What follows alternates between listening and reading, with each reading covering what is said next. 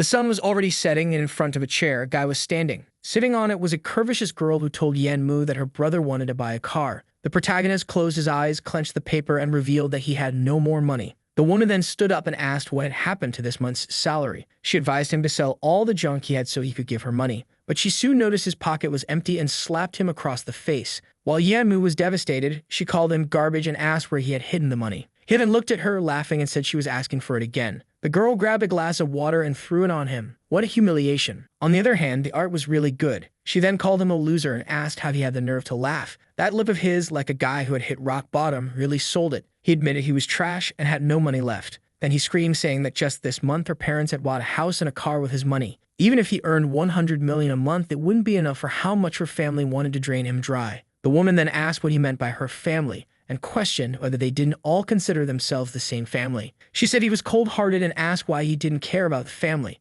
Yanmu laughed. He told her to go to hell with that idiotic notion of family because he was tired of them. The woman, equally unfazed, told him if that was the case, he could die 100 times over. He spread his arms and asked if she really thought he didn't have the guts. She said she'd love to see him die, but first she wanted a moment to buy some life insurance, so at least she'd get some value out of it before he went. Yanmu smiled. He said Fang Yuxu really was tough after all. He turned and ran toward the window. She shouted at him, but the guy was about to find out if he could fly. In the middle of his fall, he wondered if that was truly the end of his life. Then the scene shifted to July 1st, 2009. A short-haired woman asked Yanmu why he was suddenly kneeling. A blonde guy questioned if kneeling as soon as you walked in the door was a family tradition of his. That's when the protagonist seemed to regain his senses. He was surprised, wondering if he was alive. The woman, arms crossed, asked if he was going crazy. He looked up and called her Mom. Apparently in China, when you marry a woman, you start calling her mother Mom. But this one only said he could call her that if he put another 40,000 into the wedding. The guy was a bit confused, wondering what kind of dowry price that was.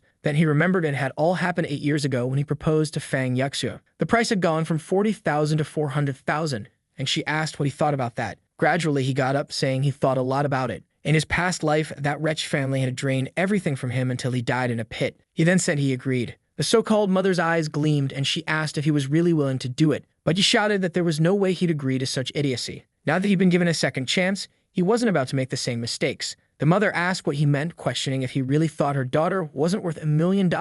Fang Yuxu remained silent. Yanmu asked if the whole family had hearing or mental problems. He had already made it clear he wouldn't spend a cent on this wedding. Yuxu stood up and asked how he could do such a thing, but he replied that she should be arguing with her mother for being sold for $1 million.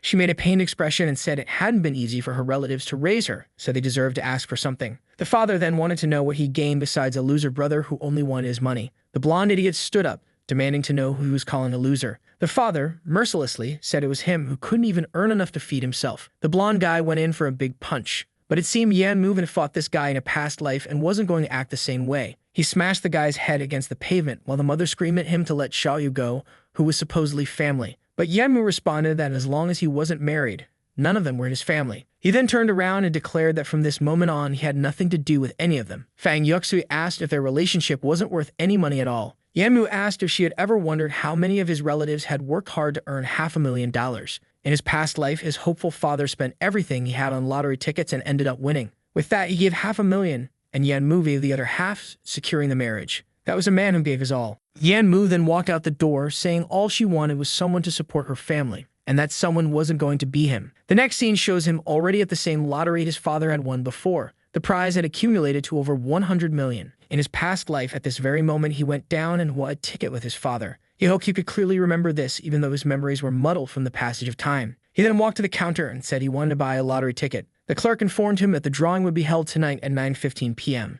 That's when he glanced to the side and saw his father arriving. His father wondered if he was really seeing his son, since theoretically, he was supposed to be at Fang Yuxu's place. Yanmu noticed that his father looked completely worn out and wondered if he ever had a chance to rest. He hid so his father wouldn't see him. At that moment, his father, clutching a ticket, was praying that if he won, he wouldn't have to worry about the price of his son's wedding. Yanmu swore that from this day on, his family would never suffer again. That's when the system came into play. The novice mission was to win $100 million and build his own industry. He had 24 hours to do this, but 3 hours had already passed, leaving him with only 21 hours. If he failed, he would lose his life. The protagonist was understandably confused. The next scene took him back to his home. Looking at his hand, he knew he had 21 hours left according to this system. Suddenly, he heard a voice asking what someone was doing and telling them to let go. Yanmu recognized the voice as Meng Yo's. He rushed up the stairs, calling her name and asking what was wrong. Manhwa was a childhood friend, almost like a sister to him. In his past life, her mother had borrowed money from loan sharks, and as expected, things turned grim when they couldn't repay. Both ended up in their graves. Yanmu swore he would protect her in this life. Inside one of the rooms, two men were taunting her, saying she could scream all she wanted because no one would save her. One of them, with an open shirt, mocked her for possibly calling Yanmu, implying he was useless. In the next moment, Yanmu delivered a swift blow to the first guy. He saved her quickly. It was a punch and a hug, a spot and rescue. The blonde guy didn't even know who had hit him. Another man approached from behind, asking if Yanmu was tired of living. But Yanmu easily immobilized his arm, questioning how a gangster could be so bad at fighting. The blonde guy called him a bastard and pulled out a cutter, threatening to kill him. Yanmu, however, stated that he knew they were there for money, warning that if anyone made a move, they'd never get paid. The men questioned if he actually had money. The one in the red shirt scoffed, saying it was obvious he was dirt poor. The blonde then pointed out that the debt exceeded $500,000. Yanmu responded that he would have the money in 3 days. This time, instead of spending $500,000 on one woman, he would spend it on another. A genius move indeed. Another man reminded them of several outstanding medical debts. The blonde warned that if the due date came and they didn't have the money, Manhwa would have to cover his debt. Yanmu declared that when he delivered the money, everyone would have to kneel and apologize to her. As they left, they mocked him, saying he should try his luck or he'd be without legs soon. The system then reminded him he had 20 hours left to complete the mission and had to act fast. His life was tied to survival points, and at the moment he had very few, so his body would begin to show symptoms. The system mentioned a real estate agency that was about to go bankrupt. While he pondered how his life was now determined by points, Manhwa called out to him, apologizing and saying she didn't want to drag him down with her. Yanmu told her not to worry and reassured her that within 3 days he'd ensure they apologized. But then his body reacted. His head began to throb and he felt nauseous. Manhwa asked if he was okay, and he collapsed on the mountain. The fall was intense, and seeing him hit the ground was truly heartbreaking. He apologized, saying he was hungry and felt weak, but he quickly realized these were the adverse symptoms the system had warned about. The scene then shifted to the Fang family home. The mother asked if he had responded to her call, to which Fang Yuxu said he hadn't. The father was ready to slap her, asking how it was possible to have a daughter who couldn't even control a man. The mother told Lao Fang to lower his hand, saying there was something off about Yanmu today. The father scratched his chin, agreeing it was strange since he usually groveled at Yuxu's feet. He wondered if Yanmu had somehow gotten rich. He then told his daughter that she needed to go and win him back before another woman did. The worst thing would be for him to become rich and for her to lose her chance to be his wife. Even the mother began pushing her out of the house, telling her to go and capture that man. No sympathy here for this cursed woman, though Fang Yuxu was now questioning why Yanmu had acted so differently today. Back with our boy, Yanmu was serving some apples to Manhwa when the doorbell rang. She said she would get it, and outside it was, of course, Fang Yuxu. As soon as she saw Yanmu, she demanded to know what was going on. Yanmu asked if he hadn't made it clear that there was nothing between them anymore, or if she was there because her snobby mother wasn't satisfied. Fang Yuxu, however, shouted that it was impossible and wanted to know if he was interested in someone else or if he changed his mind just because they raised the wedding price. Yanmu told her to give up, that anything between them was completely impossible. He said that out of whatever bond they once had, he'd give her some advice. She should leave that house as soon as possible and live more freely. She ignored him, turned around, called him a delicate son of a mother, and swore he would regret it. Manhwa stood there, confused, not understanding what was happening. As far as she remembered, they were close, so how had things turned this way? Yanmu told her to stay at his place for now because he had to leave for a trip. He muttered to himself that he didn't care about that stupid relationship and that it was time to explore the available businesses in the city. Out on Jiangxing Street, people were talking about the lottery drawing. Apparently, fortune fever was running wild in China. His father was there, saying all he wanted was for his son to buy a house and get married. Yanmu was hiding carefully. He didn't want anyone to know he was about to win. While watching the news, he noticed a real estate company called Fidelidade that seemed like a promising place to invest. He already knew that in the future, this company would become massive, but right now, they were facing serious challenges. If he took control of the company, he could potentially become extremely wealthy within a few years. He decided that this would be his first investment. The scene shifted to the Fidelidade real estate company the next day at 9:20 a.m. The place already looked like it had declared bankruptcy, and there were people shouting at the entrance. The system reminded him that his survival chances were low and he had little time left to complete the mission. Unfortunately, he had to visit the bank to collect his lottery winnings, which delayed him. A man in a yellow helmet walked by, mentioning he was bringing a banner. Yanmu asked why everyone was there, and they explained they hadn't been paid for half a year. Yanmu said it was common for payments from construction companies to be a little late, just a little 6 months. However, another person said that usually they could pay at the end, but in this case, the company's boss had fled, leaving the business deep in debt. Clearly, they wouldn't have any money to pay anyone, so they needed some way to get something. Yan Mu, though, seemed excited, asking if the boss really had run away. The man confirmed, saying it was information from the top employees of the company. Yan Mu left excitedly, thanking the guy. His time was limited, but at least his chances of achieving his goal were increasing. In front of a black car, people held up signs demanding payment before leaving. The company, called Fuda, had Kong Ru, a 40-year-old man wearing glasses, as its former owner. A bald man named Libio, serving as his bodyguard, muttered that the dogs were going crazy. He asked Kong why he didn't just hire people to deal with the mess, but Kong replied that letting them bark was better than inviting more trouble. At that moment, Yan Mu knocked on the window, startling the bald man. He had 25 minutes left to complete his mission. Yan Mu opened the car door and entered. He introduced himself to Kong Ru,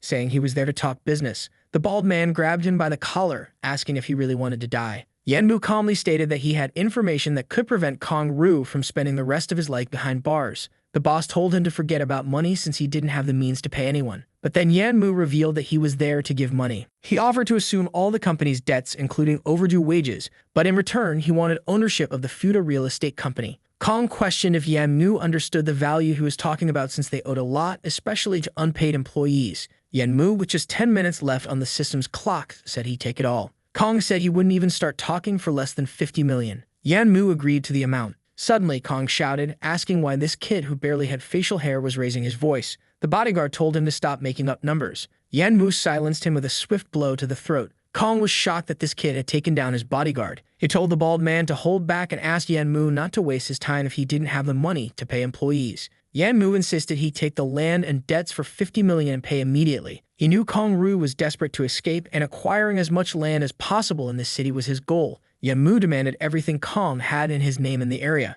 Kong asked if he was trying to make a fool of him. For the boss, getting rid of those properties was urgent. Yan Mu reassured him it was no joke and asked him to name his price. With just 5 minutes left on the system timer, the boss questioned if Yan Mu was serious, while the bald bodyguard thought he was insane. The system warned him again that with 3 minutes remaining, his senses would begin to shut down. Yan Mu confirmed he was serious and asked if the boss had made a decision. He was determined to buy the Fuda company, no matter what happened. The boss then said that if he had at least 20 million right then, they could make the transfer, and he could pay the rest later. The problem was that Yan Mu's hearing had already failed. While it seemed like a foolish situation, Yan Mu cleverly deduced from the boss's mouth movements and gestures that he was likely asking for around 20 million. Kong Ru instructed Li Biao to handle the transfer to Mr. Yan. The countdown continued with only 10 seconds remaining. Yan Mu's vision was fading, and he needed to finalize the deal by pressing his fingerprint. With 6 seconds left and then 4 seconds, the transaction succeeded. However, Yan Mu collapsed at the bank, questioning why the system hadn't announced the mission's completion. His energy was still being drained, and he felt death was imminent.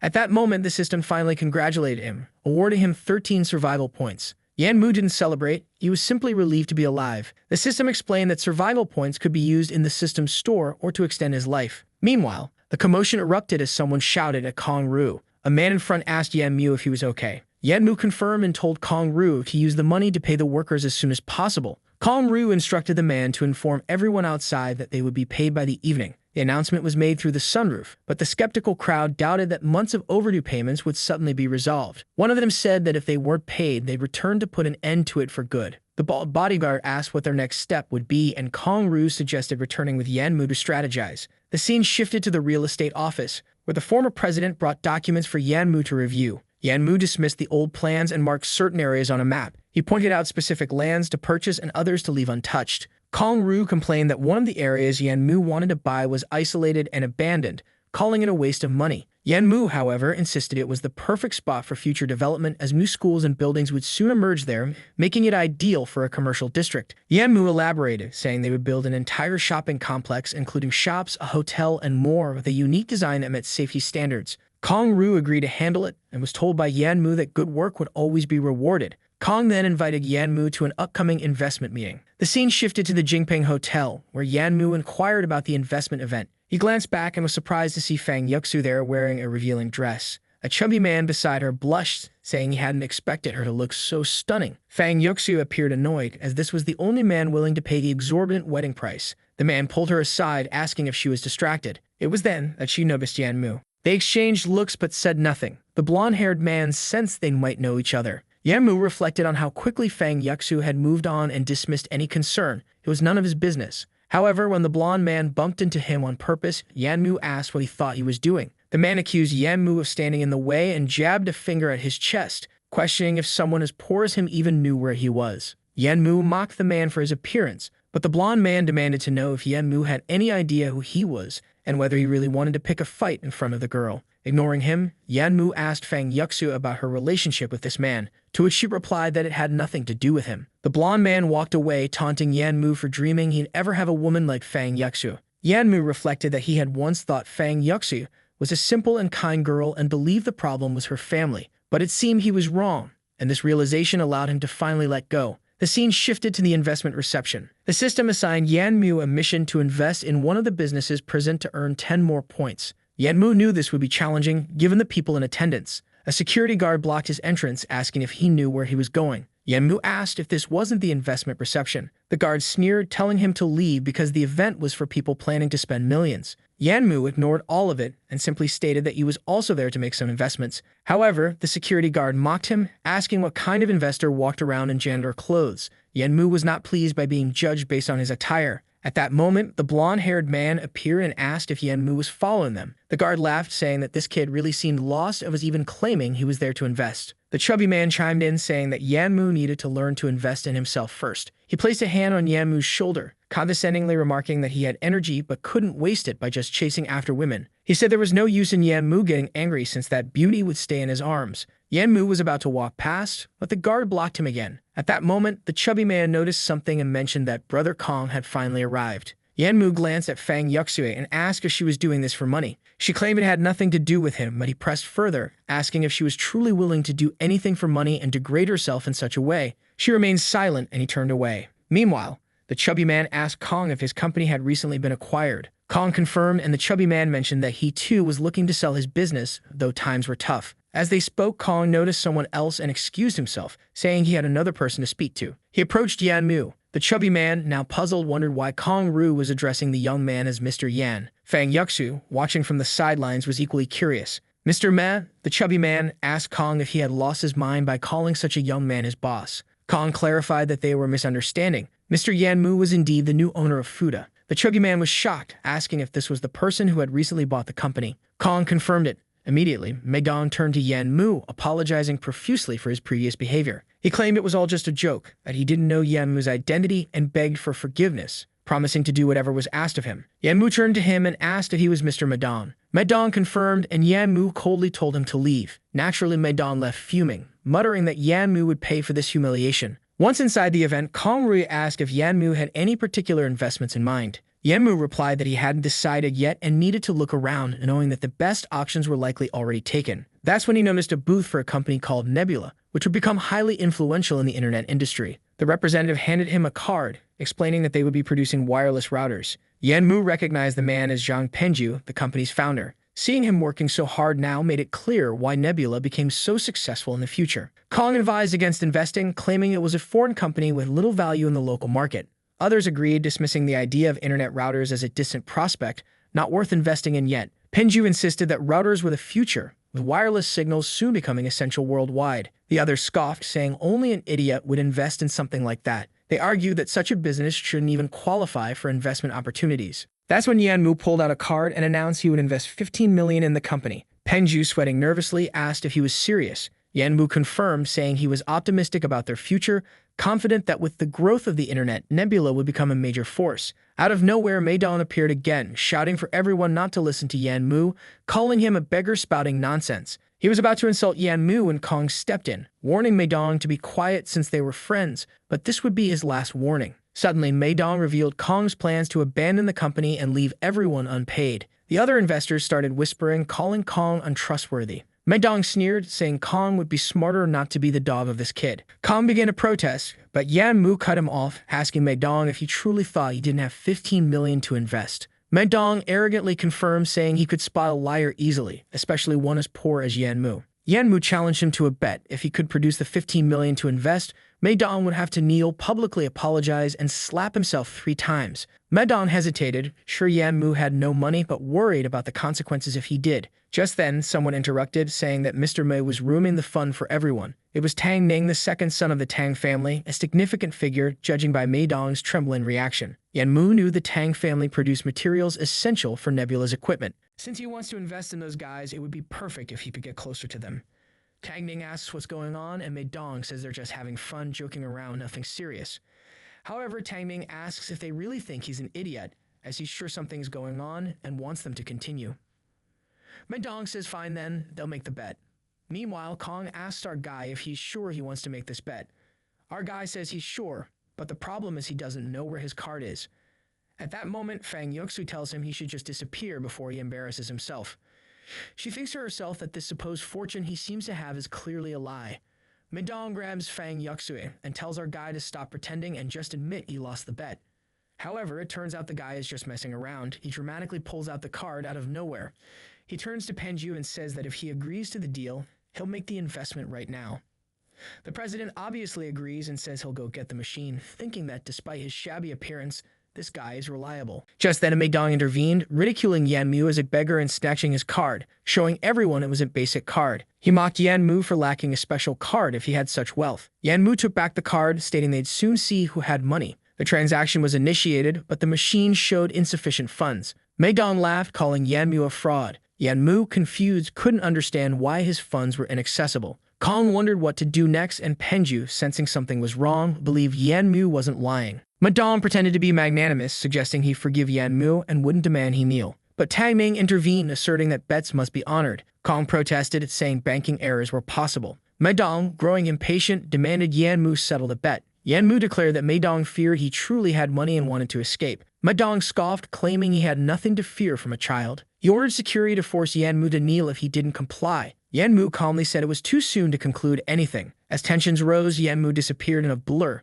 taking down 2 guards instantly. Fang Yuxu was stunned, unable to comprehend Yan Mu's newfound combat skills. Even Tang Ming was amazed by how quickly Yan Mu dispatched the guards. Bank officials approached, but Mei Dong dismissed them. Tang Ning insisted the matter be resolved. As the account balance was checked, Mei Dong mocked the notion of Yan Mu having 50 million. Yan Mu confirmed he did, explaining his funds were temporarily frozen pending verification. Once cleared, he'd receive a higher tier card. The news stunned Fang Yuxi and Mei Dong. Yan Mu asked if the transfer could proceed, while the chubby man accused the bank official of being a stooge. The official handed Mei Dong the card, confirming everything was legitimate. Shortly after, he informed Yan Mu his bank issue was resolved, and he'd soon receive a gold card. Enraged, Mei Dong dismissed the significance of Yan Mu's wealth, demanding he make the promised investment. Yan Mu completed the transaction successfully. Kong asked if Mei Dong had anything more to say. Cornered, Mei Dong claimed they'd set him up and refused to kneel. Tang Ning kicked him behind the knee, reminding him to honor his bet. Mei Dong slapped himself, apologizing to Yan Mu, but Yan Mu pressed, saying he hadn't finished everything as agreed. Yan Mu, still maintaining his calm demeanor, suggested to Mei Dong that he might want to tell the truth about the former situation with Mr. Kong's company.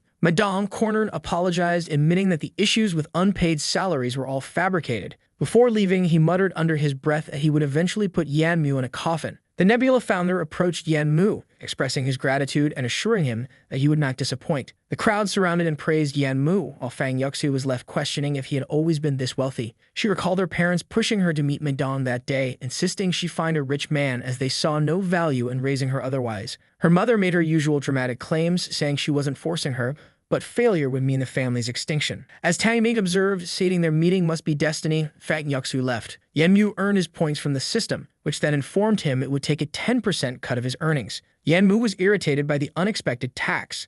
At that moment, Kong's bald assistant informed them of a new issue. Workers were rioting again despite the transfer of payments. The workers demanded severance, fearing job loss under new management. Kong, unsure of how to handle the situation with projects taking time to commence, asked Yan Mu what they should do. Yan Mu suggested returning to the company to assess the situation. Arriving at Fuda's site, chaos erupted as workers clashed. A helmeted worker pushed a blonde man against the wall, demanding to meet with Mr. Kong. In the commotion, a drill was brandished and, shockingly, used. Someone called for an ambulance as Yan Mu and his team arrived. The injured worker was unconscious, with others shouting about preventing intrusions. Yan Mu calmly asked if an ambulance had been called. The bald assistant confirmed, but it would take 10 minutes and by then it might be too late. One desperate worker kneeled, explaining his daughter was ill and he needed money. The scene stirred memories of Yan Mu's father. Another worker struggled to help, realizing the injured man wasn't breathing. Kong ordered the 2 instigators bound. They smugly claimed they were helping establish order, but the bald assistant scolded them, blaming their stupidity for worsening the situation. Yan Mu, noticing the dying worker, asked the system if he could be saved.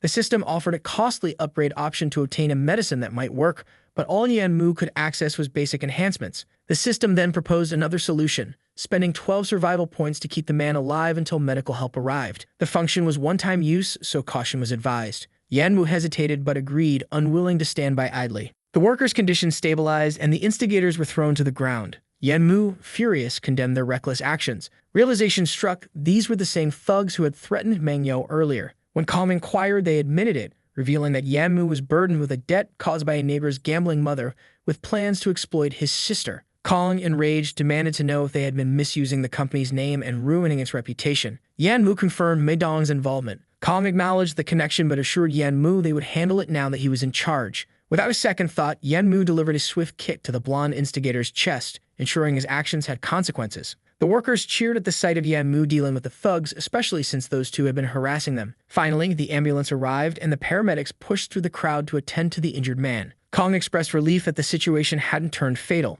Unsure of what to do next, he asked Yanmu for guidance. Yanmu stated that their first priority should be calming the workers, but the problem was there was no work available for now. The workers voiced their distrust, complaining that they were always promised payment but never saw results. Yanmu assured them that the company would implement formal employment contracts, making it legally binding to pay them. The workers, many of whom were likely undocumented, seemed cautiously hopeful. Some remarked that they'd heard contracts meant mandatory payments by law, though they were unfamiliar with the details. Kong allowed Yanmu to take charge, noting that without him the company would have collapsed. When Kong asked what should be done about the two thugs, Yanmu said their focus should be on preserving the company's reputation. He recommended covering all medical expenses for the injured worker. Kong promised to handle it, ensuring nothing would be overlooked. Yanmu then left, advising Kong to deal with the troublemakers. Back at Yanmu's home, he wondered if his parents were back yet. Opening the door, he was greeted by a bright sunbeam. Manhwa asked why he was late. He explained he had business to attend to. She inquired if he was working extra hard to marry Fang Yuxu.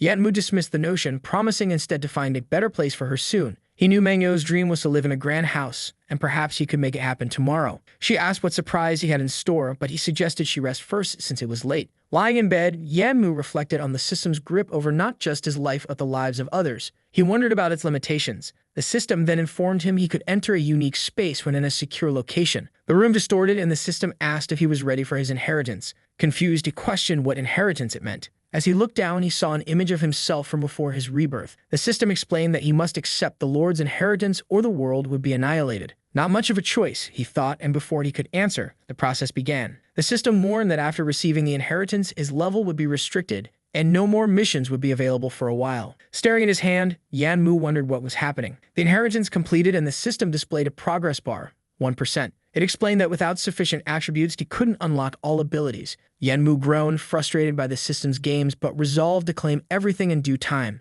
From outside, Manhwa asked if he was tired. He opened the door and saw her standing there. It was morning and Manhwa reminded him that he had promised to take her out. Apologizing, Yanmu assured her they would leave soon. The scene shifted to the streets of Jiangsheng. The two walked and Manhwa noticed Yanmu wore the same clothes as before. She pointed out Fang Yuxu, who was once again clinging to the chubby man from before. Manhwa remarked that Fang Yuxu didn't seem well and asked if something was wrong. Yanmu brushed it off, saying it was her choice and none of their concern. As they continued walking, Manhwa kept asking about his history with Fang Yuxu. Yanmu deflected and they arrived at a property showroom. A saleswoman greeted them, but after hearing Yanmu wanted to see villas, she scoffed, suggesting they look at smaller homes due to their appearance. Even Manhwa was surprised, questioning Yanmu's finances. Yanmu promised to buy her a grand home, which left her in shock. The saleswoman dismissed him, mocking his apparent poverty and suggesting he was confusing the value of such properties. Manhwa, embarrassed, wanted to leave. The saleswoman continued her insults, saying their clothes weren't even worth $200,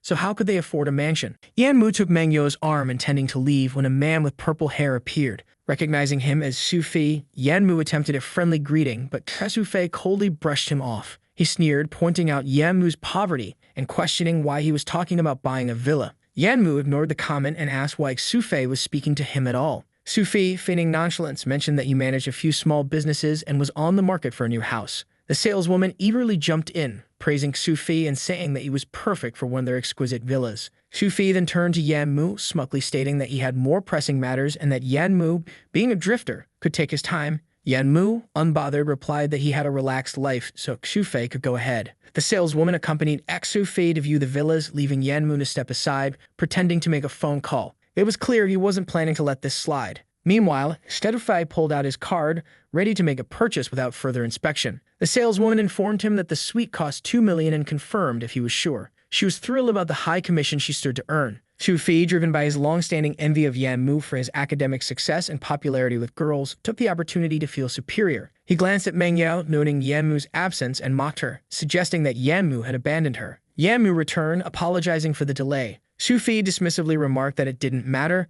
then asked what kind of house Yan Mu intended to buy, mocking him by offering to put his father to work as a laborer. Meng Yao, furious, told Xu Fei to stop trampling on people's dignity with his money. Xu Fei, sneering, retorted that money was the harsh reality of society. Yan Mu calmly asked Meng Yao to settle down, warning Xu Fei that any further disrespect would make him forget they had ever been classmates. Xu Fei, undeterred, prodded Yan Mu's chest, claiming he wasn't in a position to lecture anyone. The saleswoman chimed in, telling Yan Mu he clearly couldn't afford anything and should leave. Xu Fei agreed and called for security. But just then, a well-dressed man approached Yan Mu, informing him that his gold bank card was ready. Another senior saleswoman appeared, asking about the commotion. The first saleswoman complained that a troublemaker was causing problems without being able to afford a house. Yan Mu pulled out his VIP gold card, silencing the room, and asked who claimed he couldn't pay. The senior administrator immediately recognized the card, apologized profusely, and offered her services. Meanwhile, Xu Fi, desperate to maintain his standing, grabbed the administrator, insisting he was a valued customer. She questioned whether he recognized the card Yan Mu held.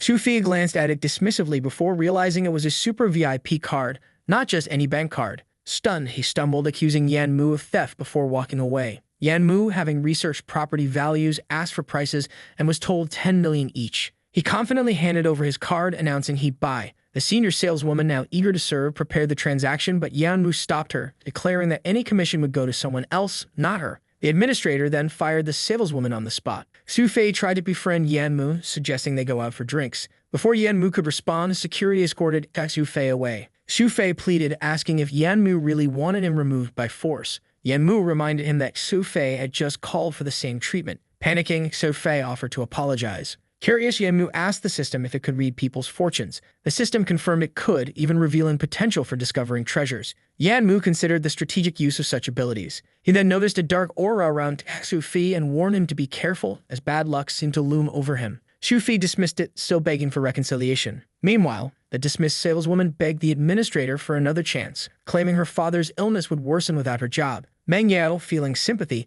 asked Yan Mu to reconsider. Yan Mu agreed, and the administrator allowed the saleswoman to stay, attributing her second chance to Yan Mu's decision. Observing Meng Yao's golden fortune aura, Yan Mu noted she was destined for good things. Nearby, an older woman, impressed by Yan Mu's success, asked if he'd like to meet her granddaughters. Yan Mu, bold as ever, replied that he was with his girlfriend and was there to buy her a house. Yan Mu whispered quietly to Meng Yao, asking her to cooperate and play along so they could avoid an awkward situation. She turned away, blushing, and he asked what was wrong. Just then, he received a call from Fang Yuxu. Meng Yao immediately noticed his change in demeanor. Checking his old model phone, Yan Mu saw a message from Fang Yuxu saying she was in room 606 and needed help. Yan Mu wondered if she had willingly gone to the hotel with Madame. Meng Yao saw the message too and insisted that if he didn't help Fang Yuxu and something terrible happened, he'd regret it. Yan Mu, however, dismissed it, saying it was no longer his problem. Meng Yao pleaded with him, saying he couldn't just stand by. She told him to help Yuxu and assured him she'd make her way home alone.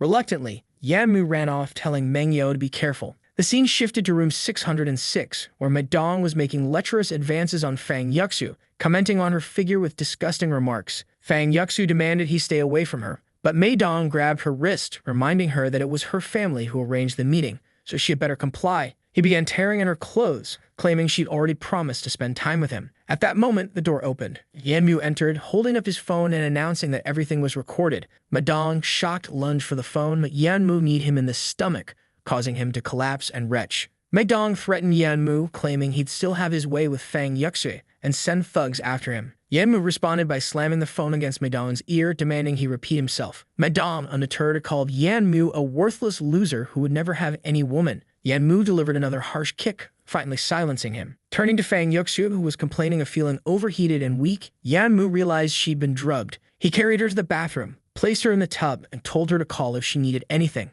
Meanwhile, Madong tried crawling away but received another kick from Yan Mu. When Madong protested, claiming he hadn't actually done anything, Yan Mu reminded him of the recorded evidence, Desperate, Medong asked what Yanmu wanted. Yanmu, ever pragmatic, asked if Medong was prepared to pay for his freedom. Medong, paranoid, suspected Fang Yuxu of setting him up. Yanmu dismissed the notion, stating it was none of his concern what happened when the footage went public. Medong countered, claiming the hotel wouldn't release security footage to him, to which Yanmu coolly replied that he had connections with the hotel manager and invited him to test his luck. Panicking, Medong tried negotiating, offering 5 million. Yanmu scoffed, demanding 40 million. Fang Yuxu emerged from the bathroom at that moment, and Medong, frantic, raised his offer to 10 million. Yanmu pressed on, settling at 30 million and warning Medong to keep his word. Clearly defeated, Medong fled, muttering threats of revenge. Yanmu turned to Fang Yuxu, asking if she was okay. She thanked him for his help. Yanmu brushed it off and prepared to leave. Suddenly, Fang Yuxu grabbed his arm, asking if it was true that he planned to invest 15 million in the Nebula Group. Yanmu questioned if she hadn't seen him transfer the money earlier. She admitted she had, but was confused about how he suddenly acquired such wealth. Yanmu avoided the question, instead asking if money was more important to her than feelings. Fang Yuxu released his arm and Yanmu left, telling her she'd find her way home on her own. Back at the real estate company, Mengyo asked if he had sorted everything out. Yanmu confirmed he had, thanking the manager, who assured him he would always be treated as a valued client at their company. Yanmu gently comforted Mengyo, who admitted she was tired and didn't want to intrude on anyone's life anymore. Yanmu reassured her that he would finalize the paperwork for their new residence tomorrow. Meanwhile, at Meidong's office, his underlings fussed over him as he ranted about his injuries. They demanded to know who had hurt him, ready to retaliate. Meidong, seething with rage, told them to hold off for now. He had plans to deal with the Fang family first, determined to claim Fang Yuxu if he had to pay the 30 million. Back at the Fang household, Fang Yuxu's parents speculated about her absence. Her mother suggested it was a good sign, implying she had captivated Meidong's attention, likely working her charm. Just then, Fang Yuxu returned, visibly distressed. Her mother, feigning delight, questioned her lateness. Fang Yuxu quickly shut it down, announcing there would be no deal with Meidong. Shocked, her mother demanded an explanation. Fang Yuxu revealed Meidong's attempt to drug her and how Yanmu had intervened. Her father dismissed Yanmu's interference as a nuisance, while Fang Yuxu, noting his change, mentioned Yanmu's recent investments and real estate acquisition. Her mother, eyes lighting up at the prospect of the wealthy son-in-law, insisted she rekindle the relationship. The scene shifted to an internet cafe where a young man engrossed in a game of Crossfire impressed his friend, who suggested a casual match. A bystander encouraged them to make it competitive, wagering a pack of cigarettes. The gamer, consumed by his addiction, agreed. He lost terribly 3-20 to the newcomer, who casually suggested he relax. Forced to pay up, he grumbled about his bad day, only for the tension to escalate when he encountered a group outside, leading to a punch in the face. Though seemingly unrelated, this interlude highlighted the gritty reality surrounding Jiang Qing's youth. Back at Yanmu's home, he considered spending survival points to unlock more abilities, including enhanced perception of others' fortunes. Frustrated at the slow pace of earning points, the system, with biting sarcasm, reminded him that life was tough. It suggested he could even improve his appearance with points. Contemplating this, Yanmu's thoughts were interrupted by another call from Fang Yuxu. He reluctantly answered, only to hear her mother's voice, sweet-talking him into giving the family access to his wealth in exchange for reconciling with Fang Yuxu.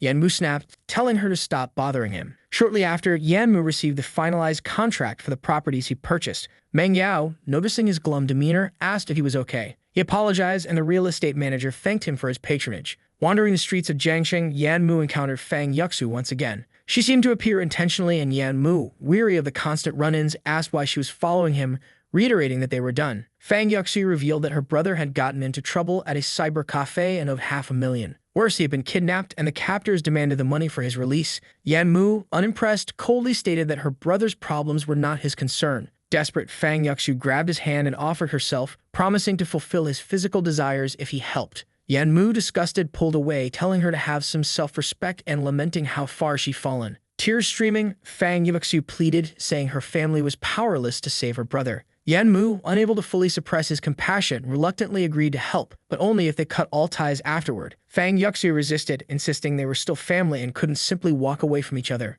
Yanmu, visibly exhausted by the entire situation, told Fang Yuxu's brother that if they were truly family, there was no need to continue the conversation. Meng Yao, who was growing increasingly frustrated, accused Yanmu of being cold-hearted, insisting that Fang Yuxu was truly suffering. Yanmu, unmoved, simply stated that her problems were no longer his responsibility. Mengyo paused, commenting that he wasn't always this unfeeling, and that she didn't understand what had gone wrong between him and Fang Yuxu, since their relationship once seemed solid. Yanmu thought back to the pain and betrayal of his past life. Despite his internal struggle, he was resolute. Getting involved again would only bring more trouble. He told Mengyo to head home while he checked out the internet cafe himself, determined to end the matter once and for all. At the cafe, Fang Yuxu's brother was held captive, surrounded by thugs demanding the ransom. When he tried to argue, they laughed and threatened violence unless his family paid up. Outside, a guard tried to stop Yanmu from entering. Without hesitation, Yanmu punched him, knocking him to the ground. Once inside, the thugs recognized Yanmu, wondering why he had come. Calmly, Yanmu declared that there were too many of them, so he needed a boost. He swallowed a strength-enhancing pill,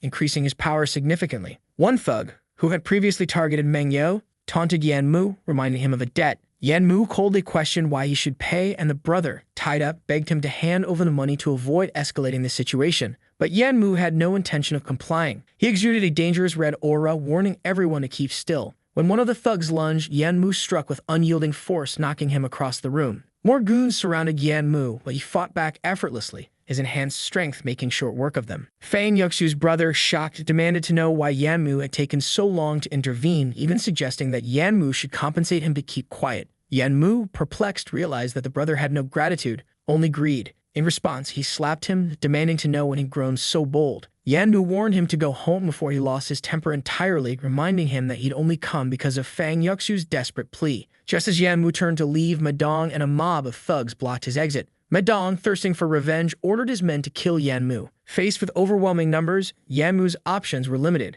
The system intervened, offering an agility pill in exchange for more points. Yanmu consumed it, enhancing his speed and reflexes. He easily dodged a thrown brick and moved so quickly it seemed as if he were teleporting, dismantling Madong's men with ruthless efficiency. Madong found himself on the ground again, helpless against Yanmu's might. Yanmu asked why he plotted his death, and Madong, ever blunt, said it was payback for what Yanmu had done to him. Yanmu, amused by Madong's flawed logic, agreed it made sense, though it was unfortunate for Madong to be on the losing end. With time running short, Yanmu demanded compensation for the wasted effort and points spent. Desperate, Madong offered 20 million to avoid further punishment. Yanmu accepted, insisting on immediate payment. Shortly after, Yanmu's account was credited with 50 million, as Madong had neglected to transfer the 30 million owed from their last encounter. Yanmu dismissed Madong, who vowed to recover his losses one day. Turning to Fang Yuxu's brother, Yanmu coldly asked if he knew his way home. The brother, still ungrateful, spat out threats, claiming he'd never forget the humiliation. Yanmu, unimpressed,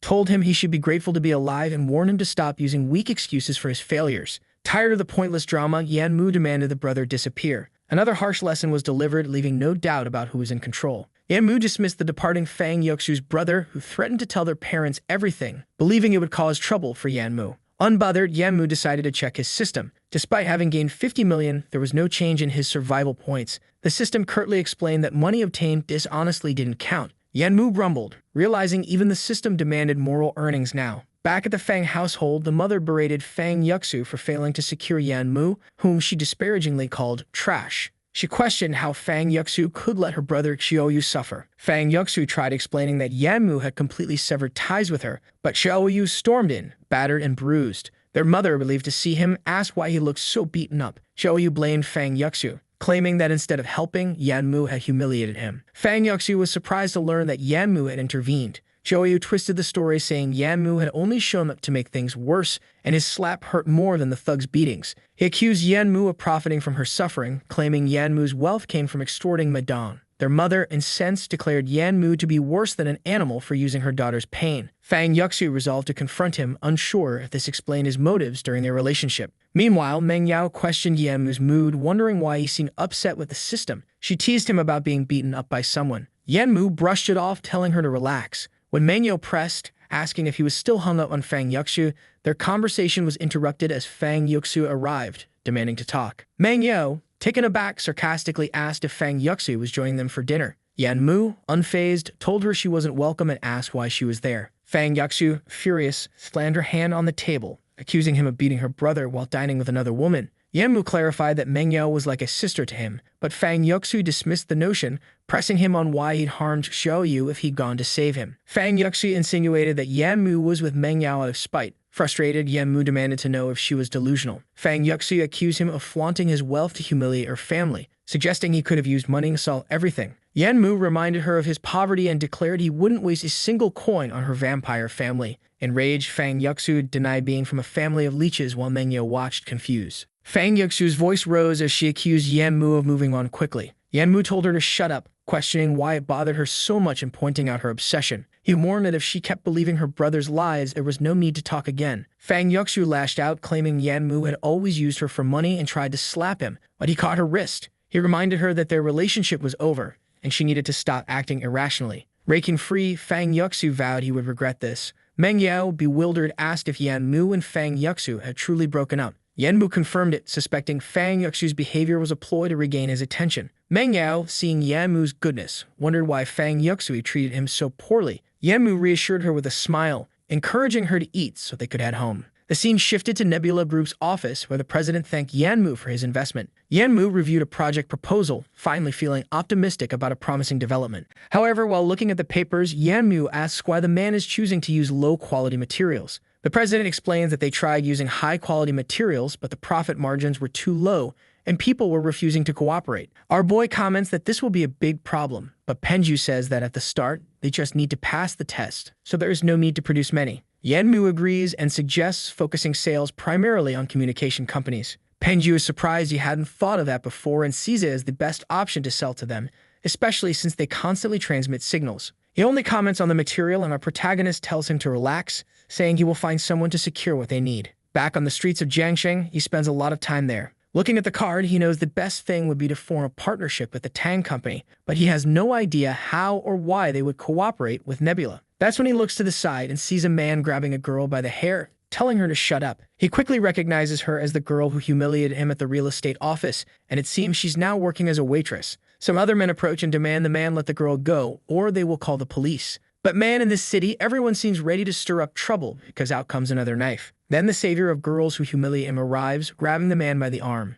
The man warns that the Lord is interested in this woman, so it would be best not to interfere. Oh boy, it's Madong again. He can't see a girl with two big assets at this age without causing trouble. Our boy then begins to slightly twist the man's wrist and asks if he's sure he wants to continue. The desperate man immediately yells for him to let go, saying it hurts too much. Our hero finally releases him, warning that it would be best if he's never seen there again. The coward runs away, and the girl thanks our protagonist. He asks why she is working there instead of at the company, and she explains that it's her day off and she's taking on extra work to help pay for her father's surgery. Our boy then asks if she knows Madame. She says that Guy has been trying to offer her some kind of support, but she has always refused, and if it weren't for him today, things would have gone badly. Our boy acknowledges this and tells her to rest, thanking her once again. With that, she leaves. He takes out his phone and tells the bald guard to keep an eye on Madame, who should be at the hospital at this moment. The coward is there with Fang Yuxu, telling her he arranged everything she wanted so she could stay a little closer. She mentions that Yanmu must have fallen into their trap and that the fun part is just beginning. Meidong asks what they will do if things go wrong again. She simply tells him to shut up and obey because she's the one helping him with his revenge. Besides, there's no need to worry because Yanmu is deeply in love with her. Soon he would soften up and show up to apologize. Ah, here comes this villainess plotting against our boy. She calls him and invites him to dinner, saying there's something good to eat. She apologizes for what happened earlier and says they need to reconcile. Then she suggests meeting again at the restaurant where they had their first date. She turns to Meidong and says her part is done, and the rest is up to him. She wants 30 million when the job is done, and then he will also get what he wants. Hold on, is she really selling herself for revenge? Now that's hatred. And she even wants to get back together with the guy. However, it seems that Yanmu is already aware that the two are working together to ruin him. He then asks the system how many points he needs to make an upgrade. It responds that he'll need to earn at least 20 more. He asks how many points can be bought with 30 million points, and the system tells him 10. He wonders how many millions this cursed system is stealing from him. With that, he gets up, saying he will have to find a way to make this easier. He then calls Mr. Kong and tells him he will need some useful information for tomorrow. In the next scene, he's arriving at the restaurant. The same woman who never changes her clothes is already seated at the table, not even bothering to dress up for the date with our protagonist. As soon as he sits down, she says she ordered all his favorites. She asks if he wants more drinks and apologizes for everything that happened recently. The system then informs him that there are sleeping drugs in the wine she's serving. However, due to the system's evolution, it poses no threat to him. Fang Yuxi is wondering why he hasn't drunk it yet. Our protagonist takes a sip. He says that nothing that happened matters and they can leave it in the past. She remarks that she never imagined things would end like this. She always believed they would get married in this life. Yanmu states that if he married her, her family would drain him dry until he died penniless. She slams the table angrily, wondering why he still isn't asleep. He asks if he said anything wrong and she responds no, but that he is all she has in life. She then asks why her family pampers that brother of hers so much. She replies that it's natural to pamper a brother, while internally she's seething, still trying to figure out why he hasn't passed out. At that moment, our protagonist slams his face onto the table. She approaches, asking if he's okay, but you already know she's gloating inside. Smiling, she says he thinks he's strong, but in the end, he will lose everything to her. The scene then shifts to a hotel. Our boy was asleep and wakes up.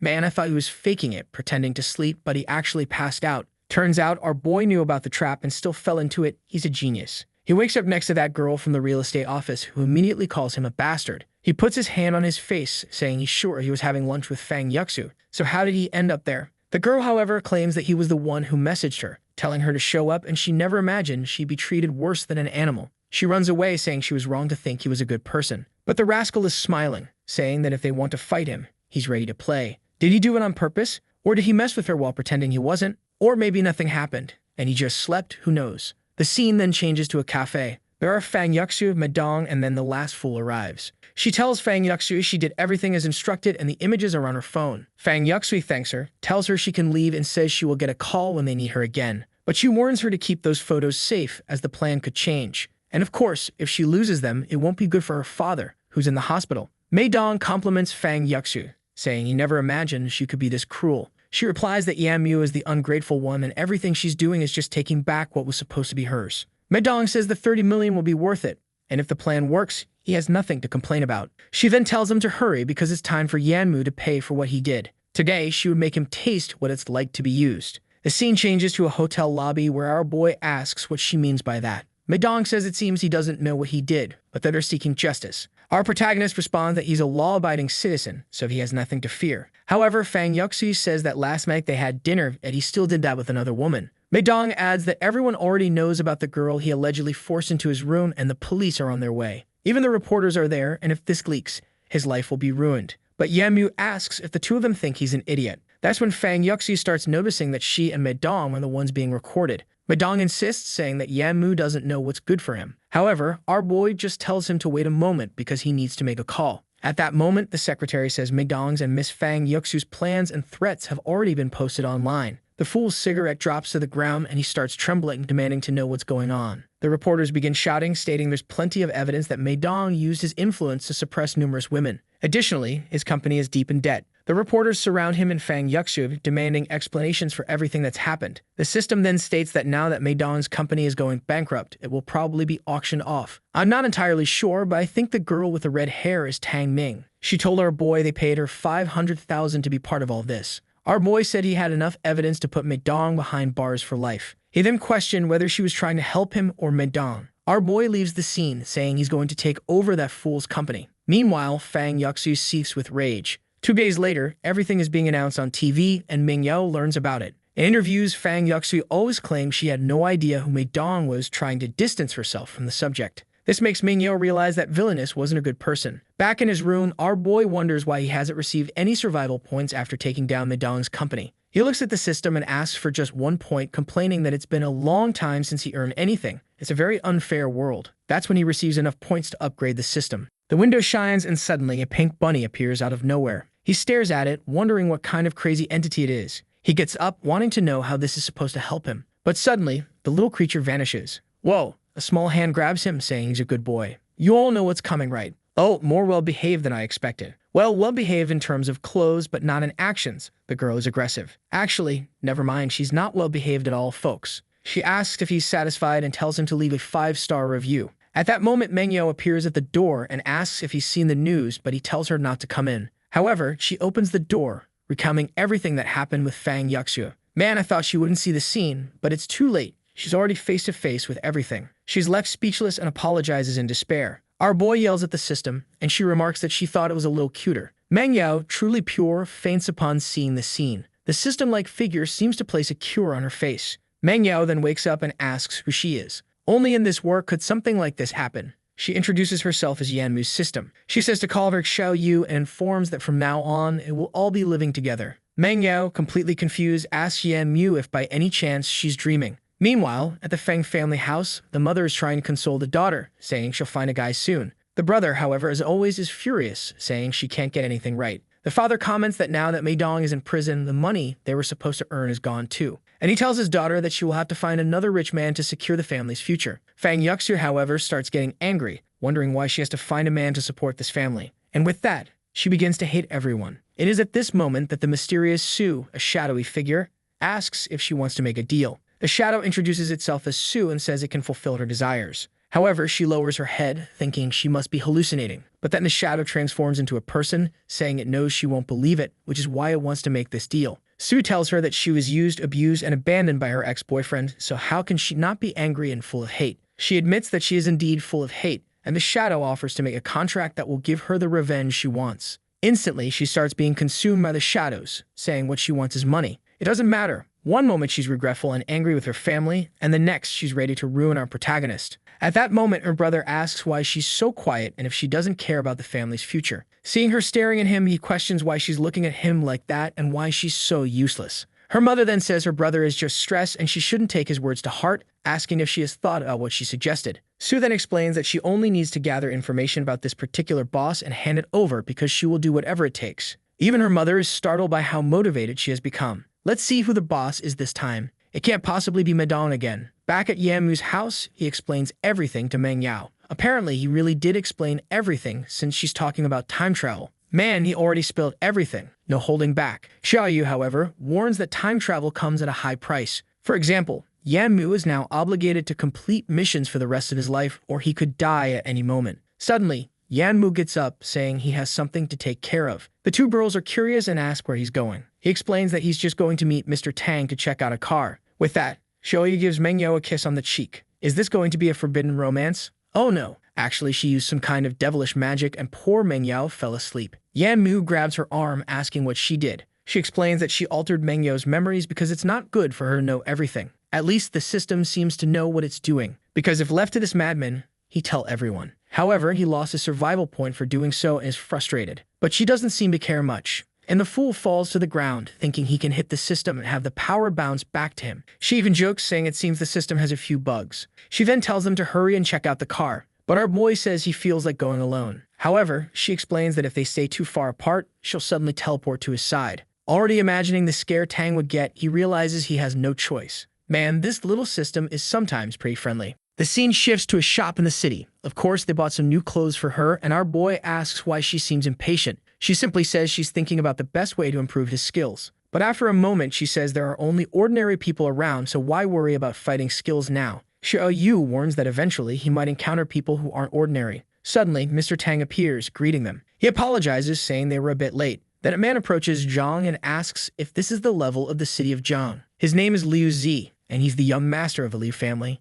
Yanmu immediately asks who this jerk is, but actually he already knows who this guy is from his past life. Tang pulls Liu Zi's hand away and introduces him to our protagonist. However, Liu Zi doesn't seem too happy with Tang and questions his behavior. What's going on? He just pulled your hand off his shoulder. Tang turns and says he had something to resolve today, but even so, he insisted on coming along. Ah, quite the couple, aren't they? Our boy then interrupts, saying he didn't realize it was Mr. Liu. For a second, he thought he was Tang's driver. Obviously, the fool is seething with rage, asking what this is all about. Our boy apologizes, saying it was unintentional and extends a handshake. Liu agrees, maybe thinking he hasn't seen much of the world, which is why he judges people this way. However, some energy starts flowing towards Liu Zi, and Xiaoyu notices he was absorbing luck. She hugs our boy and asks when he's going to see the car because she wants to watch a movie with him later tonight. Our protagonist invites Tang to take a look at the cars too, and he agrees, but he doesn't like the fact that the two are walking ahead of him. This guy has some mental issues. Tang turns around, saying that the city of Jiang really is too small for so many people, so he might as well leave. But he's furious at being overshadowed by the protagonist. The relationship dynamics here are really peculiar. Liu Zi says if he wants, the Tang family could disappear overnight. But our boy approaches and asks what would happen if everyone found out that the Liu family produces fake wine. The fool is immediately frightened and asks how he knows. Our boy simply walks away, saying it doesn't matter, but he should know that he has that information. With that, they leave while talking about the car. Meanwhile, Liu Zi swears he will make Yanmu disappear from this world. Night falls, and our boy is thanking Mr. Tang, who also thanks him for helping to get rid of Mr. Liu Zi. With that, Tang leaves, saying he will consider the possible cooperation with the Nebula group. That's when Xiaoyu says she needs to have a serious conversation with our boy. She explains that the seeds have infiltrated this world. He's just as confused as we are, so she clarifies that the seeds come from another spacetime and can grant humans abilities. They incubate powers similar to what he receives. He demands to know what she's talking about and asks her to explain properly. She then says that the seeds will compete for the spacetime, which currently has no master. Eventually, the planet would become a purgatory. Our boy is still as lost as we are, trying to understand what this masterless spacetime and seeds business is. Explain it. woman. She explains that this place is without a master because when he traveled back in time, the entity controlling everything disappeared, and apparently survival points wouldn't be enough to maintain the stability of this place. She reveals that Liu Zi has a parasitic seed that allows him to drain luck from others when he comes into contact with them. Ah, now it makes sense why he loves clinging to Tang. He's still confused when suddenly he receives a call from his father. He asks what's up, and his father says they have a guest at home and asks when he will arrive. Our boy replies that he just finished work and is on his way home. The scene shifts to the family home's parking lot, and in the next scene, he's already at the door. His father, of course, asks why he has a little bunny on his shoulder. He says he found it on the street and thought it was so cute that he decided to take it. Suddenly, a girl named Shou Zhu grabs the bunny, saying she wants it because it's adorable. Our boy thinks that apparently the event from his past life is happening much earlier. At that moment, his uncle and the girl's father, Yan Zhuang, appears, saying that our boy is as energetic as ever. The protagonist's mother asks if he remembers his uncle and cousin. Our boy replies that for some reason, he can't remember them, while internally questioning if these bastards are here again because of the 500,000 lottery winnings. Yan Zhuang immediately mentions seeing him arrive in a luxury car from the window. Our boy lies, saying that the car actually belongs to his boss, who asked him to deliver it again tomorrow. The uncle, however, continues to praise him, saying that if the bosses trust him this much, he surely has a bright future. He mentions hearing that he's friends with the boss of the Nebula group. Our boy simply responds that they know each other but aren't close. However, the uncle keeps buttering him up, saying that knowing the boss of a company means he has endless potential. Then the uncle mentions he has something else, and the father tells him to go ahead since they're all family. The deceitful uncle then claims it's great news about an investment that would bring great profit. The annoying child is stretching the system bunny's face, and the protagonist's father says they don't have money to invest, so it's better not to bring it up. But the uncle says not to worry. If they invest 100,000 this month, next month it will become 150,000 with no risk. The poor knave father already asks his wife if they shouldn't at least invest 20,000. But the sneaky uncle suggests that since they made some good money, maybe they should invest 300,000 to earn even more. He turns to our boy and asks him to help convince his parents because the project is really good. However, our boy simply says to drop the idea. If they only came to talk about investments, they might as well leave now. And the bunny gives him a playful punch in the face. The uncle, annoyed, says he's offering a great chance, so why is he acting this way? Even his father scolds him, wanting to know why he's treating his uncle like that. The uncle complains, saying that even if he doesn't want to make a lot of money, there's no need to ruin his parents' financial chances. The father tells him to relax, they'll think about it. However, our boy warns his father to stay alert because he hasn't spoken to this uncle in over 10 years. It's clear that showing up out of nowhere like this is no good. But the uncle slams the table, saying that if it weren't for their family situation, they would have already invested much more and wouldn't have even offered this opportunity. Our boy then asks him to pass on the project number so he can take a look, and if he can't do that, he should take his daughter and leave. The uncle hesitates, saying it's an internal and secret project, so no one can know about it. Our boy asks if by any chance a man named Yan Wuxu got involved with the girlfriend of a boss, and now they need 300,000 or he'll be killed. The uncle, trembling, asks how he knows. The daughter throws herself away, screaming that the bunny is biting her. The father goes to check, and she says she wants to eat rabbit meat, so they should kill it today. Man, being Chinese, you know they might just want to cook it. He immediately tells the bunny it's going in the pot. But as he approaches, he gets a nasty cut.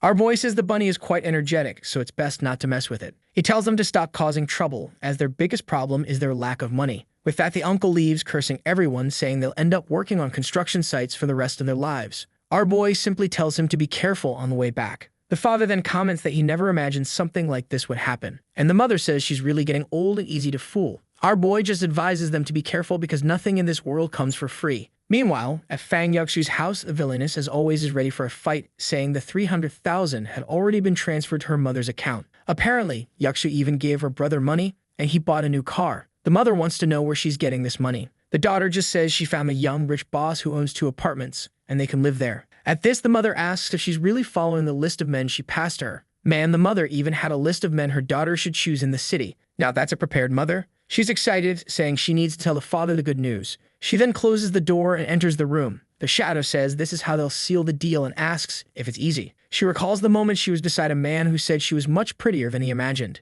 The shadow told her she only needed to get closer and do nothing else. The man shrouded in shadows said he would give 300,000 as a gift to the Fang family. Now the shadow asks what she thinks of that and if she wants to continue. She replies that her family definitely needs money and she's willing to do anything. The scene shifts to our boy's real estate office. Kong Rui enters and informs him that the construction on the east side has already begun. He then asks who the new person is, but the boy brought version 2.0 of the system to work. He explains that she's the new secretary and asks if there's anything else Kong wants to say. Kong hands him a notebook saying someone is interested in buying Meidong's company for 100 million. Yanmu finds it strange as there had been no prior interest, yet suddenly someone is willing to pay 100 million. Our boy tells Kong to handle the negotiation but warns that it's not that important. He knows that with the city center's relocation in a few years, that place will lose some of its value, though it's still valuable at the moment. Kong then mentions there seems to be a black market auction happening tonight. Our boy asks what kind of auction it is, and Kong explains that it involves Feng Shui treasures. It seems there will also be spiritual items, but unfortunately, they don't have the money. Yanwu tells him not to worry and just asks where the auction will take place. The scene shifts to the streets of Tay. Man, we changed locations for once. Our boy comments that it doesn't look much different from a regular commercial street, so is this really the black market auction? Meanwhile, Xiao Yu says she wants to go shopping. At that moment, an old man, who doesn't seem suspicious at all, appears and asks if they're there for the auction. Yanmu wants to know how the old man knows this. He responds that they look completely lost and offers to show them the way but warns them to be careful, as young people often get tricked here. Our boy thanks him and apologizes for the inconvenience. The man then leads him to the lower city and explains everything about the area. Our boy comments that he never imagined it would be so big. The only issue is that it costs 2,000 just to participate, and our boy laments his poor state. The old man thanks him and advises him to familiarize himself with the place before getting involved in anything. While walking around, Xiao Yu mentions that the aura of the seeds there is very strong. Our boy says the black market is all about money. Moreover, human desire is so high here that it's common for seeds to be attracted. However, Xiao Yu seems impressed by how quickly things are evolving. At that moment, someone asks if the esteemed gambler has decided which piece to bet on. The crouching man seems to analyze and say that both stones have the same weight, the same shape, and the same material. Meanwhile, the old man on the ground urges him to make a choice, saying it's his last chance. Our boy quickly notices that the stone on the right is glowing red. He immediately suspects that it's the one containing the treasure. The old man announces that the Xiao family boy has made a bet and calls everyone to join in. People start betting on whether or not the boy will be right. The organizer announces that there's already 200,000 on the line and asks if anyone else wants to join. Apparently, the poor boy's family is facing difficulties.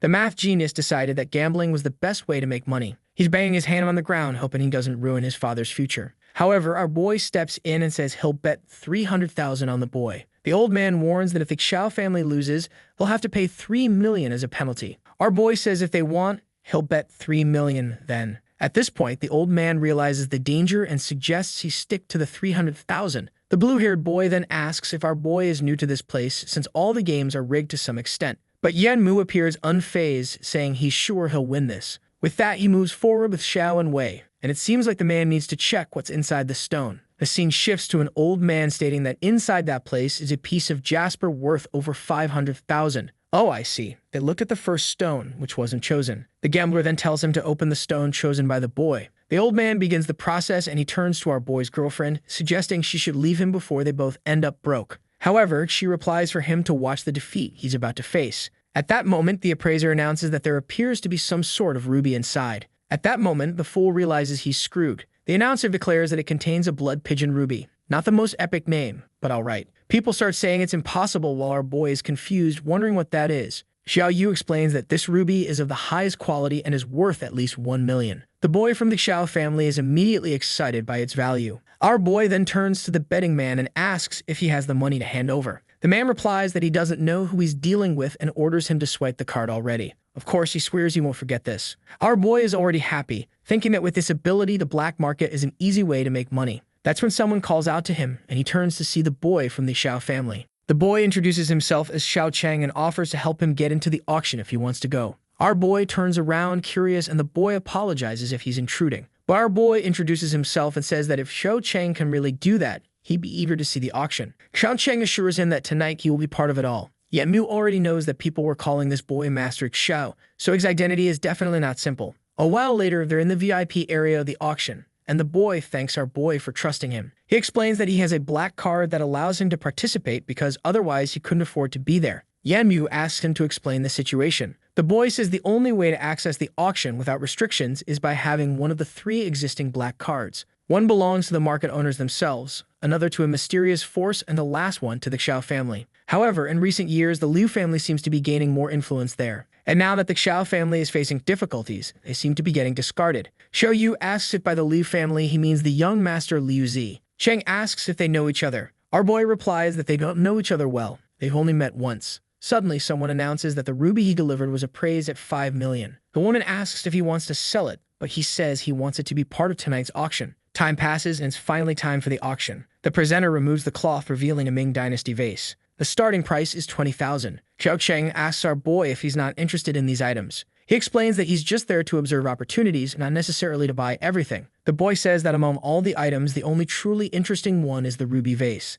The gavel falls and the porcelain sells for 300,000. Our boy notes that the vase is surrounded by a strange black smoke, so it definitely brings bad luck. The presenter then announces the next item, which hasn't been seen in years in this place. It's the ruby that Xiao Cheng is auctioning. The woman explains the item's discovery and is about to announce the starting bid when someone immediately offers 5 million. From the audience, a man says this is the ruby Xiao Cheng obtained. The bids keep climbing, 6, 10, and 30 million. Master Liu continues to raise the price, saying he wants it. But with such a high price, the betting man suggests taking it from Xiao Cheng. However, Liu Zi shouts, bidding 60 million. Yan Mu didn't expect that scoundrel to be there. While others are fuming over his relentless bidding, our boy raises it to 70 million. Xiao Cheng warns him to be careful, as it's not wise to take anything from the Liu family. But Shou Yu tells him to stay calm and keep watching. Yan Mu recognizes Liu Zi as the same poor man from Tang's domain. At that moment, the betting man shouts that it's the same bastard who bet 300,000 on Xiao Cheng earlier. The bidding reaches 80 million and Liu Zi taunts, saying he's ready to play with the boy.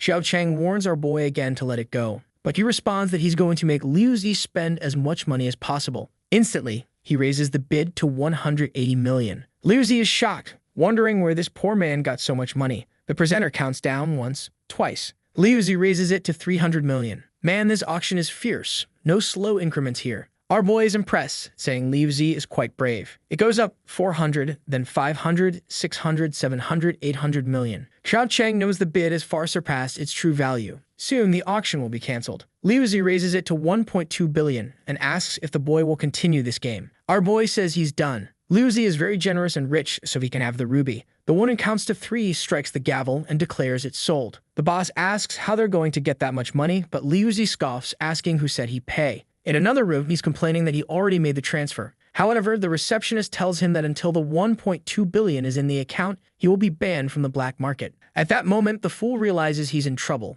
Liu Zi wonders why his usual strategies aren't working today. The shadow of luck tells him that the man he's playing against has a power greater than his, preventing him from altering fate. The receptionist informs him that because the sum is so large, he has 3 days to gather the money, and in that time, the ruby will be reserved for him. He pretends to agree, claiming it must be an issue with his bank, and that he'll return soon. Meanwhile, on the streets of the black market, Xiao Cheng thanks our boy for everything. Our boy replies that he didn't do it for him, he already had issues with Liu Zi. Xiao Cheng reveals that Liu Zi seems to have a scheme for paying very little for things he wins at auction. Our boy asks how that's possible, but Xiao Cheng says he doesn't know, it's affecting the entire black market. That's when Liu Zi appears, mocking Xiao Cheng for having a good eye but no skill. He threatens to make our boy's life miserable, and Xiao Cheng warns that it's best to leave because Liu Zi could really harm them. But Yan Mu steps in, telling him not to worry. The fool wanted to help, but Xiao Cheng tells him to let our boy handle it. Liu Zi prepares a punch, calling Yan Mu brave for being the first to provoke the young master. But he takes a punch to the chin before he can react, with our boy dismissing his threats. Strangely, something happens to our boy's power levels, and Xiao Cheng has no idea what just occurred. The seed inside Liu Zi starts to panic, declaring that the attack failed and urging him to kill Yan Mu.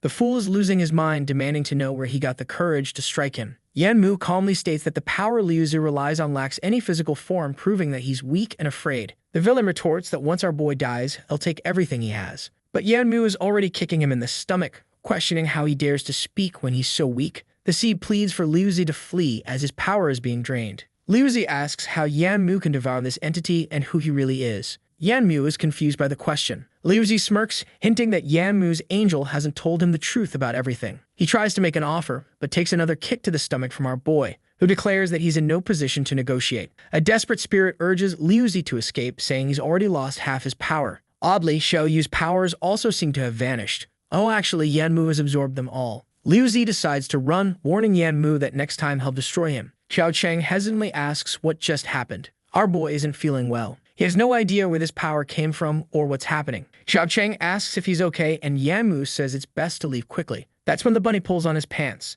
It tries to explain that it has been with him for a long time, he just hadn't noticed. Xiao Cheng reassures him, saying he won't reveal the secret, since he's seen many strange things as a child too. He tells our boy that he sees great talent in him, and that if he ever wants to become a treasure analyst for the Xiao family, just let him know. but Yanmu explains that he's a businessman and unfortunately can't come to the black market often. The friend thanks him and says it's fine. He'll bring him another gift later. Our boy hands him a card saying to reach out if anything comes up. Not only is Xiao Cheng a good person, but he knows that this guy's family will rise to dominate the city again. Xiao Cheng directs him to follow an alley that leads to which street? Of course, Jiangcheng, the only street in the entire city. Yanmu asks Xiao Yu to explain everything that happened, but a system message shows that she can't respond to any commands at the moment. He gets up, wondering if she can't even talk. Seeing she remains unresponsive, he places her on his shoulder, realizing they'll need to go home. 3 days pass and she still hasn't recovered. The system is undergoing updates. Considering the conversion rules and the money he's been earning, he estimates he's accumulated another 12 survival points. He calls Meng Yao.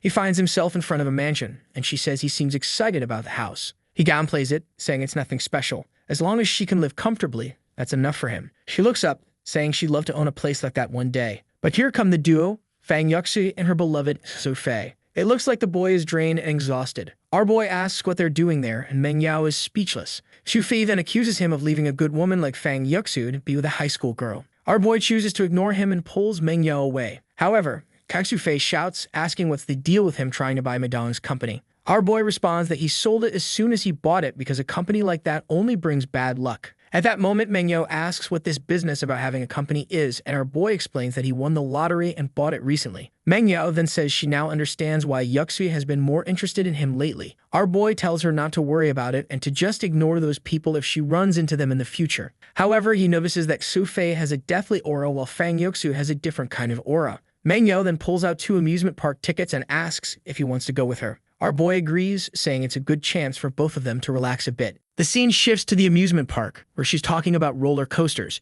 She keeps talking about the scariest rides, and he wonders when she became such a thrill seeker. They hand a plush toy to the bear mascot and walk around chatting about the park. But wait, who's this person in the bear costume? Does anyone remember her? Or hold on, blue hair, isn't this the girl who worked at that real estate office? Maybe not, because she's remembering the boss scolding her about delivering some papers. Our boy then plays a ring toss game and lands all 10 rings perfectly. He wins a panda plush and the game vendor praises him, saying he looks like a pro while begging him not to return. He gives the panda to Meng Yao, who says she loves the gift. But then he notices the girl in the bear costume being pulled away. Even costume workers aren't safe. These people are relentless. Meng Yao calls out to the girl, and our boy asks if she knows her. She explains that the girl was her senior, 2 years older, and talented in music. But after graduating, she never heard from her again. Broad daylight doesn't know boundaries. Someone tries to silence the girl. Meng Yao tells them to stop, but our boy advises her not to get involved. He asks her to hold the bunny and approaches the men, demanding they release the girl or he'll call the police.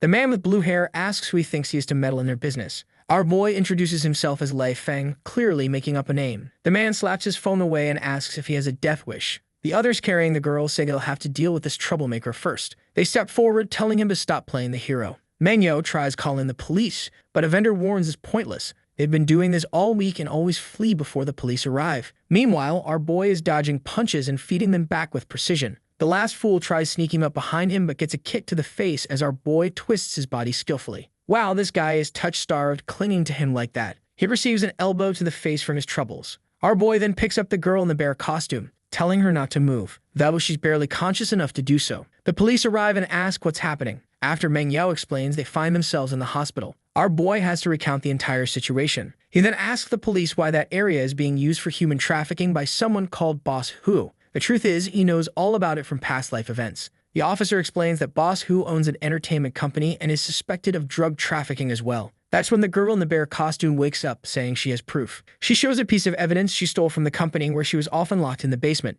She managed to escape several times but was always recaptured. The police thank her for the evidence, saying it's extremely valuable and will be kept confidential. The girl vows to gather more evidence to put the man behind bars. Our boy commends Miss Kin for her courage. He offers her a job at his company once it's all over. Suspicious, she asks who he is. The officer explains that he's the one who saved her today. Yanmu turns to the police and asks if he can leave. They agree, and the next scene shows him back in his room. Strangely, everything is turned off and he wonders why his parents aren't there. Suddenly, the system window opens with a bang. A message informs him that he will make a new journey since he's in a safe place and the system will restart. He then finds himself in front of a statue, wondering why it looks different from last time. The writing on the wall describes being born in the wild world but appearing for the first time in the imperial world. He's completely bewildered, with no clue what it means. That's when Shou Yu reappears as a woman explaining that these writings tell the story of a god's birth. Another part mentions that since birth, the world was empty and peaceful, and the being was there only to observe and gather treasures. But then a visitor from the heavens arrived, and they fought for more than 10 days.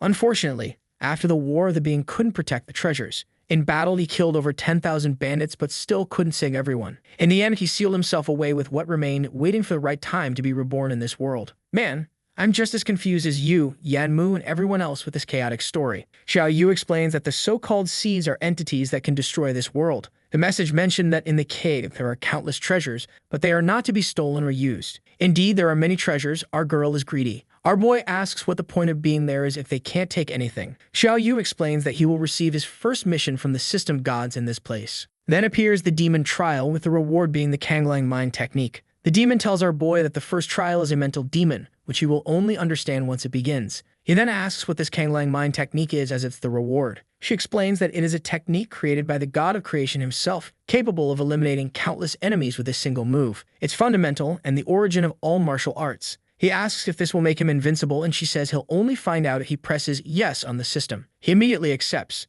The system informs him that the challenge will begin and be limited to 60 minutes. The mental trial starts with voices telling him that if he gives the money, she will marry him. Man, even a clone of himself appears, telling him to pay attention to the voices in his soul. Our boy is desperate, suffering, saying he has nothing to do with the Fang family anymore. Man, the Fang family traumatized him deep in his soul. The printed version says that Fang Yuxu is even working with Madame, so she will never let him escape. The tragedy of his past life will repeat itself, no matter what he does. He remembers his father giving money, which he foolishly handed over to Fang Yuxu's family. The voice begins asking if he doesn't want revenge. Now that he has money, it's the perfect chance to make them pay for everything. Our boy is in pain, saying he can't take it anymore. But he refuses to be trapped by this fate or let any of it happen again. He punches and destroys the clone. It disappears, but not before saying that he is still too young. Apparently, he had already gone through 99 cycles of this. Xiao Yu knew he just needed to endure a little longer. Then, our boy appears, having completed the trial. Even Xiao Yu is surprised, asking if he's finished, to which he replies yes.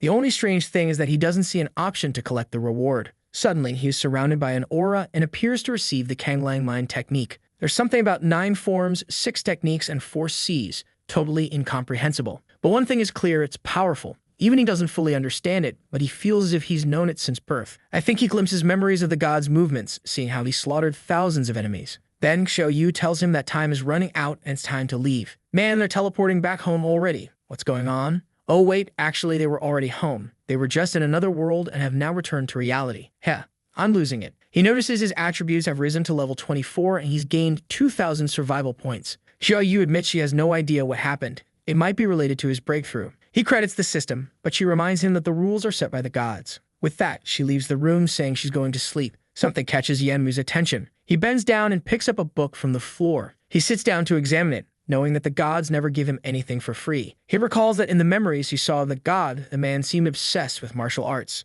Strangely, his system appears to have a mini-system of its own, urging him to collect fragments of the primordial god. This would help her win the reincarnation race and become the master of time and space. The system won't stop nagging, so she swats it away, telling it to disappear. Then she reappears in another place, and the system declares this is the last time they will meet. But once he reincarnates, he will become the owner of this world once again. With that, the mini-system vanishes. Whether it's hers, his, or both is unclear. It's all a bit confusing. At that moment, she notices that the god's will has completely disappeared. Back at the Tang family house, someone asks our boy why that girl from last time isn't with him. He says she had things to do and asks if young Master Tang is interested in her. The truth is, since last night, Xiao Yu has vanished. The system also seems to have some limited functions and he doesn't know what's happening. He wishes he knew where she went. After all, she once said that if she stayed too far away, she would be teleported back to him. Tang calls out to him and our boy apologizes for being distracted. Then he says that in addition to discussing cooperation with the Nebula group, he brought a gift. It's a fragment of an ancient technique he collected, which he is sure the Tang family will be interested in. The problem is, the pages seem a bit worn and don't contain much content. However, Tang gets excited, assuring him that this is indeed important to them. Our boy remarks that it takes a true expert to see value in something like this.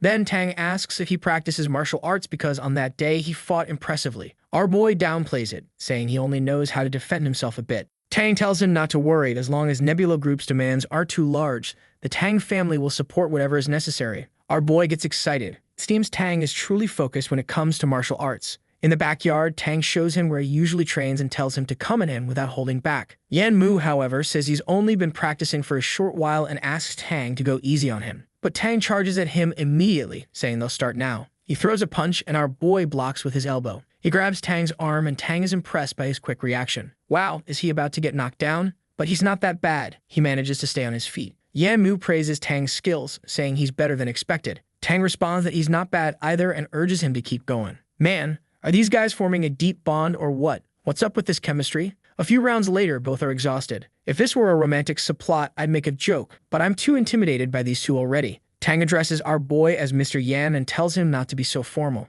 With that, he gives him a pat on the back and says it's time to finalize the contracts. Back at the Nebula Group office, Yanmu asks the project lead why he's still at work. The guy, clearly dragging his feet, asks what the problem is. Our boy tells him there's some news he didn't want to share over the phone and hands him the documents. Penju is shocked to see that the Tang family is willing to support the Nebula Group. Our boy asks if that's enough, and Penju assures him it certainly is. Our boy then stands up and tells him to go home and rest. However, Penju mentions one more request. He discussed with some Nebula Group partners, and they're not skilled at commercial sales. They'd only want to handle product development while Yanmu could take over the company's name and negotiations. Yanmu asks if they're not worried, he'll steal everything. But Penju expresses faith in his vision and abilities. Clearly, he's also interested in the Nebula Group's future. Besides, the company has significant growth potential and he's unsure if he can manage it all. Our boy agrees to help, but since he's now deeply involved, the goal will be even greater. He introduces a product called a smartphone, a phone with a large screen and a camera. Wow, where did you get this idea, man? Furthermore, he decides to relocate the entire Nebula Group to his real estate office.